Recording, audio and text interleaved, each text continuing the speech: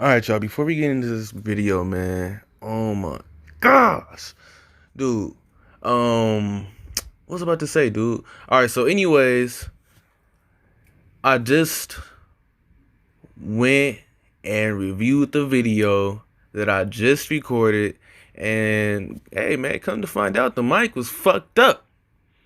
But anyways, yeah, man, it really ruined it, the video, kinda. I'm still going to post it because I don't really care, but it kind of ruined the video, man. Like, damn, why did this have to happen? Why? First, I stumped my chair. I said my chair. I stumped my big toe with the chair. Like, I sat. You gonna hear what what I said in the video. And now this, man. Like, come on, man. I'm really having a bad day. But anyways, man, since I'm having such a bad day, man, y'all go ahead and like this up for me, bro. And share this for me as well. And leave a comment, man. Leave a comment. And put what do the YouTubers say? F in the chats for F in the chats for the mic. Okay? So do something like that, yeah. But anyways, man, we gonna get up in this video, man. Yeah. That's it. Alright, we be recording. Alright, YouTube, what up? Zinc Willing here, and today we about to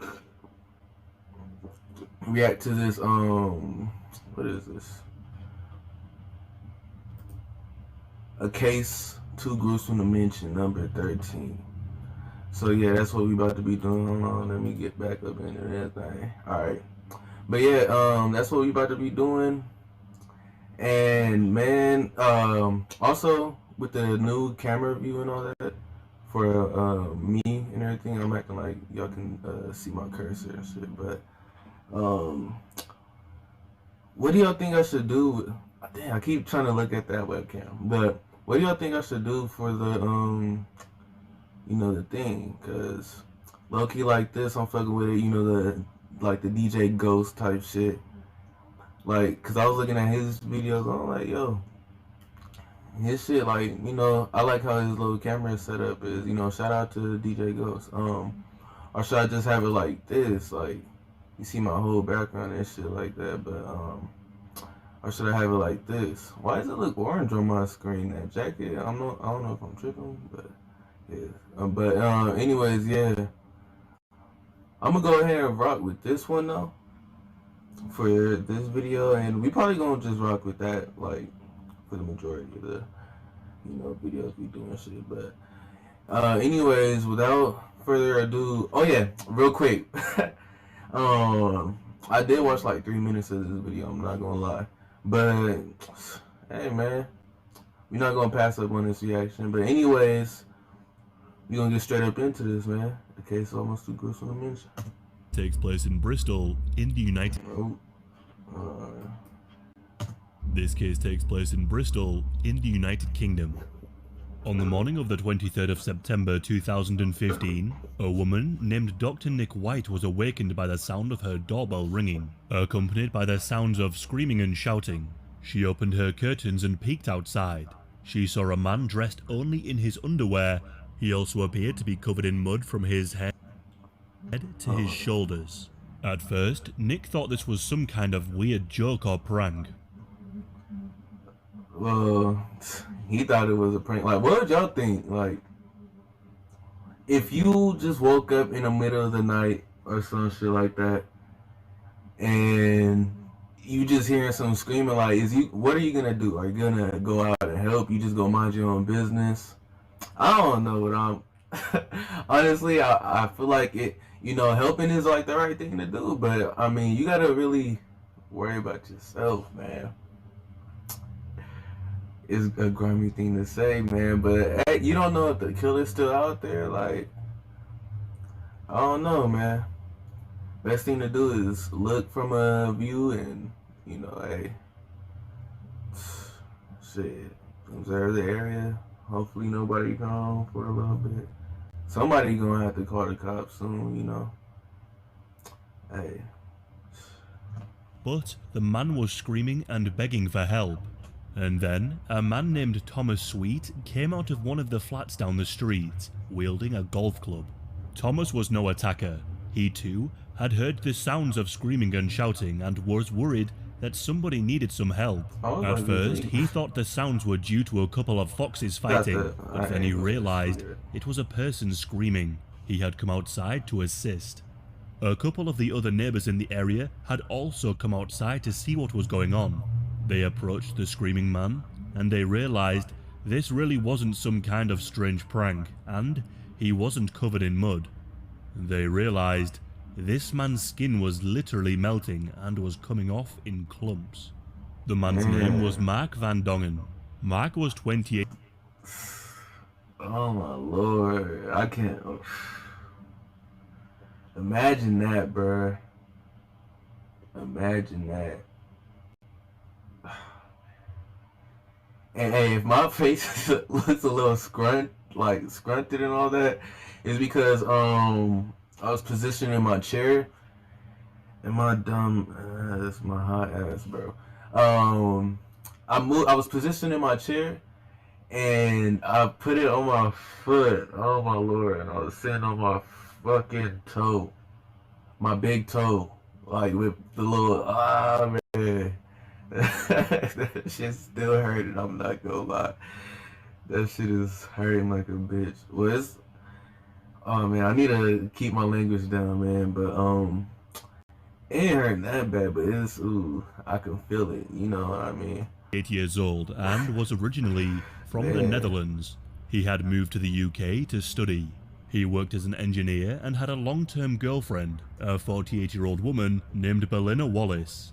The couple had met in 2010. Belinda was a fashion student and was almost 20 years older than Mark. In August of 2015, the relationship had broken down. Mark's friends said they would often see scratches all over his body, and on one occasion, Belinda had poured boiling water on him as he slept. So Mark did the right thing and he left the relationship. He had also met somebody else. Dang. What did he do to... What did he do? Like, what did this man do? Damn. Dang, man. Was he cheating or something? Like, boiling water? Like, what in the... Oh, my... Pause would have been thrown. On the 2nd of September 2015, 21 days prior to Mark being found in the street, Belinda had gone onto her computer and began searching a certain topic: acid attacks. She looked at 82 cases. Man, she looked crazy, bro. Like, man, she really do. Like, I don't know. You can just look at somebody and stuff, and you can just automatically tell, like, all right, you know, this maybe what's up. Like, you don't automatically have to judge them, but you can, to a certain point, be like, all right, I know. She looked like that one lady off of Orange is the New Black, and they try to shank her and all that. You know, she was running to prison and everything. She got ran over. Spoilers. Cases of these attacks and what had happened to the victims. After she had browsed on some of the various sites, she went onto Amazon and was able to purchase a bottle of concentrated sulfuric acid. On this very same day, Mark called the police and told them that Belinda had been harassing him and his new girlfriend. Belinda had called Mark's new girlfriend numerous times on the phone, but when she picked up, Belinda wouldn't say anything. She would just stay silent in an attempt to be intimidating. Belinda had also told Mark that if he was really to leave her, she would take her own life. The police... Man. Yo, when I get a call from oh my god. When I get a call from somebody I do not know, like, I don't even say hello. I just wait until they say something. If they don't say nothing for like the first couple seconds, and I'm hanging up. Like, you calling me, you supposed to say something. He's contacted Belinda and warned her to stop. Mark also called his father on this day too. He told his father that he was genuinely scared of Berliner. He explained about Also, yeah, I know I'm pausing a lot. I'm going to be pausing a lot because I posted 2 other videos. Both of them got copyright strikes. I took down the second one. I just didn't really like it. But anyways, yeah, they both got copyright strikes, and I know you gotta, like, pause it and all that, and cause it's not your content. It's not your content. So you gotta remix it up a little bit enough, for it to be fair use. So yeah, man, I'm gonna be pausing it a lot more. I should have been doing that, but anyways, yeah. Let's get right up in this. the scratches and the boiling water. He was fearful that she may do something else. Despite his fears, on the night of the 22nd of September, Mark went round to Berliner's flat to reiterate that their relationship was indeed over and to try and make some kind of amends. Mark had also decided to stay the night. At around 3 a.m. on September the 20th. This is where I left off, man. Why he stay the night like that? It don't make no sense to me. Like, yeah, I understand you're going over there. Like, okay, yeah, we gotta stop this. You're not trying to deal with the harassment anymore. Honestly, should have just left to like some other state. I know it ain't that, like, it's easier said than done, but man, like, come on now. Like, well, she's done harm to you before while you were asleep too. Like, come on now. This ain't something that's beyond her, bro. Like, come on now. 23rd, Mark was sleeping in bed. Berliner got up, walked into the kitchen, and poured some of the acid she had bought into a cup, and then returned to the bedroom. She woke up Mark, laughed at him, and said, "If I can't have you, then nobody can." Berliner then threw a large quantity of concentrated sulfuric acid directly into Mark's face. Mark was instantly in a tremendous amount of pain. He was able to run outside, and the neighbors came to his assistance. They Dang. Bro. It's not funny, man. I'm not even laughing because of that. I'm just like, fuck. Like, man. Ooh. Imagine that. You just wake up and instantly, and you're just like, yo. And it's like a wet substance. You can't, like, it's not like fire you can, stop, drop, and roll. Like, it's like a wet substance, bro. It's on you, man. Like, like, dang. Man. She was seeing them London attacks and all that, bro. I was watching Top Boy, man, and they was doing that. Come on, man. That's so crazy. Found him screaming in agony, begging for somebody to help him. The neighbors called the emergency services, and they told the operator that his ex-girlfriend had thrown acid in his face. They then assisted Mark, guiding him into a flat so he could take a cold shower to soothe the pain until the paramedics arrived. The paramedics arrived on the scene and found Mark in a horrendous state. He was foaming from the mouth and had extremely severe chemical burns on his face, chest, shoulders, arms, and legs. They quickly administered pain relief and rushed him to hospital. On the journey there, Mark was repeatedly saying that he couldn't see anything. The paramedic looked into his eyes only to see that one of his irises had dissolved. Mark told the paramedics exactly who was responsible for doing this to him. God. He begged for the That is so...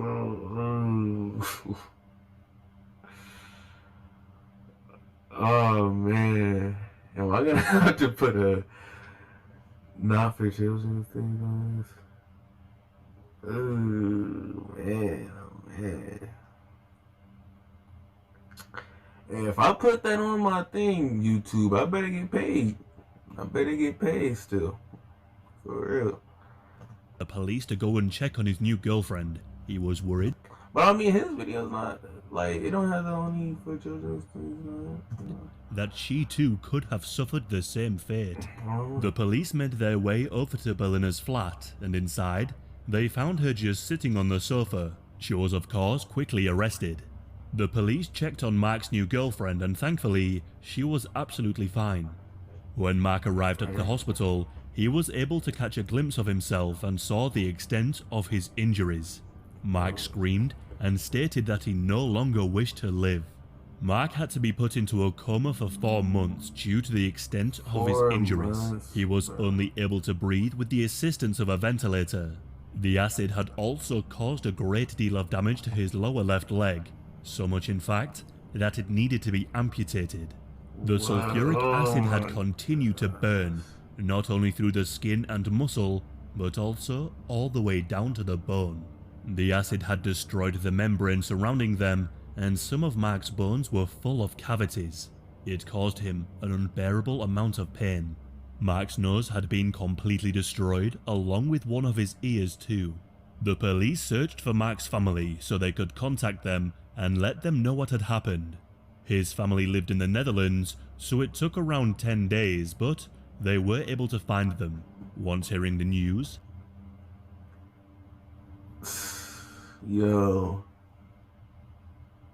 I didn't watch some gruesome cases. I've been, bro, I'm like appalled right now, bro. Is that how you say it? But was that even correct? I don't know. But yeah, Disturban. I've been watching this dude's videos for a while, bro, and I didn't.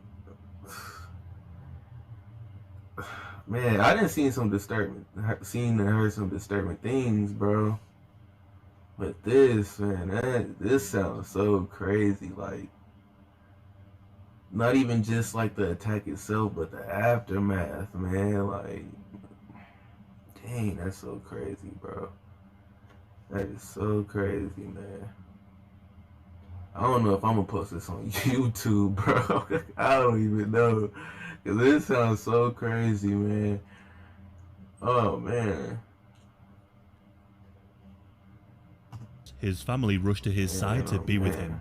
When Mark's father arrived, the hospital staff told him where he could find Mark. He perhaps didn't fully know the extent of Mark's injuries, as when he arrived on the ward, he looked for his son but couldn't see him anywhere. He returned to the desk and told them they had made a mistake, but they hadn't. Mark's injuries made him completely unrecognizable even to his own father. Mark eventually came out of the coma, and when he did, he only had movement in his mouth and tongue. He communicated by sticking out his tongue when his father pointed to a letter on an alphabet board. After some time in recovery, he was able to start talking again, but he was paralyzed from the neck down. Mark became deeply depressed. The pain, the trauma, and not being able to move took a huge toll on his mental health. Mark's injuries were so severe that the police decided that the pictures should never be released. From now on, Mark would need a lifetime of constant and dedicated care. On the 22nd of November 2016, a care home was found for Mark in Gloucester. Only one night at this care home, Mark called his father and pleaded with him to come to Gloucester to pick him up.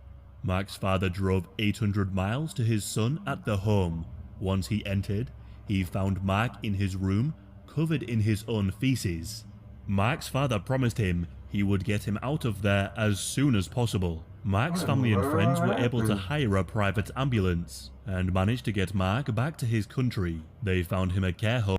What happened? Like, man, that's why you cannot trust these, like, places, man. You really cannot trust these places, dude. Like, man, that shit is so crazy. Like,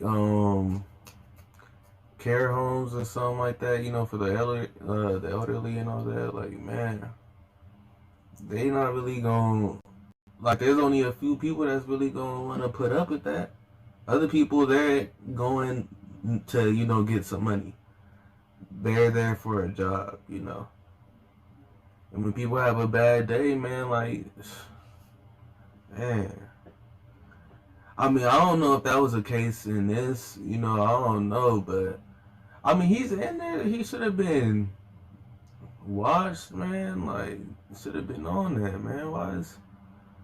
Why was he able to come drive like all this time? 800 miles or something like that. I don't know, 800 miles or something like that, and then like find him like that. Like, what? That man should have been in a wheelchair or something, ready to go.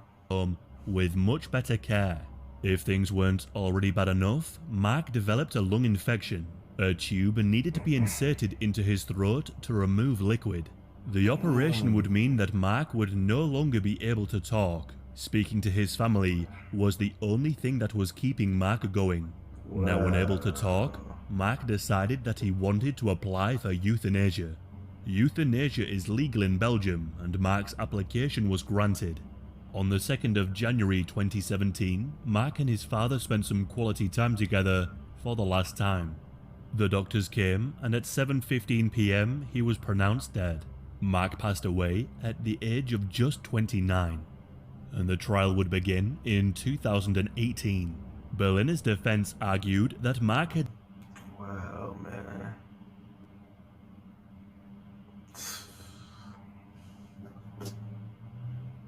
That is, wow.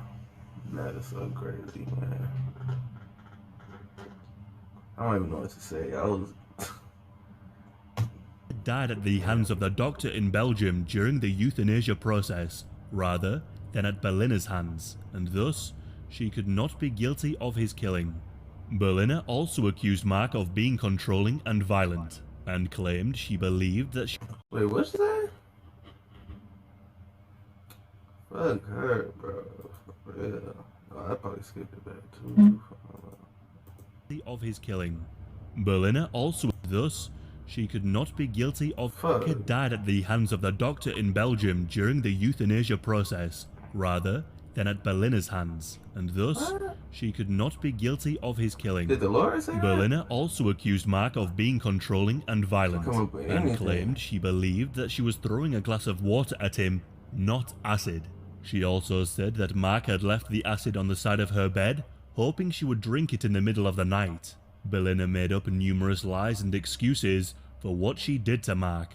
But Berlina's search history showed an obsessive amount of premeditation. She had looked at many stories of acid attacks. She knew exactly what she was doing, and she wanted to destroy Mark's life in the cruelest of ways. She had also tested out the acid beforehand on a table.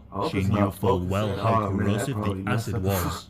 The judge overseeing the case called the attack premeditated, sadistic, malicious, and... So tested out the acid beforehand on a table. She knew full well how corrosive the acid was. The judge overseeing the case called the attack premeditated, sadistic, malicious, and callous. She stated that Berlina was manipulative, controlling, and dangerous. The judge said to Berlina, "Your intention was to burn, disfigure, and disable Mark so that he would no longer be attractive to any other woman. It was an act of pure evil." When the judge read out the extent of Mark's injuries and how he suffered following the attack physically and mentally, Berlina showed absolutely no signs of remorse. Instead, she just continued to lie about Mark and about what happened. In the end, she was cleared of murder and manslaughter, but was found guilty of throwing a corrosive substance with intent. Berlina was sentenced to a minimum of 12 years in prison. What? 12?